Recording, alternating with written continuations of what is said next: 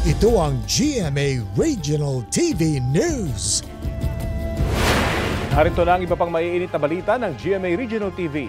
Patay ang isang driver at 3 minor de edad matapos bumangga ang isang mixer truck sa Bansalan, Davao del Sur. Sara, anong sanhin ng aksidente? Rafi, may problema umano ang preno ng nakabanggang truck. Batay sa investigasyon ng pulisya, pababa na sa Barangay Managa ang mixer truck nang bigla umanong nag-swerve ang truck sa kabilang linya at bumangga sa gilid ng kalsada. Gumulong pa ang mixer truck at nasa pool ang 3 lalaki minor de edad na bumili lang noon ng ice cream.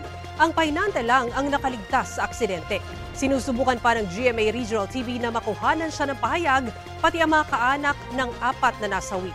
Dito naman sa Davao City, dead on the spot isang lalaking senior citizen matapos mabangga ng wing van truck.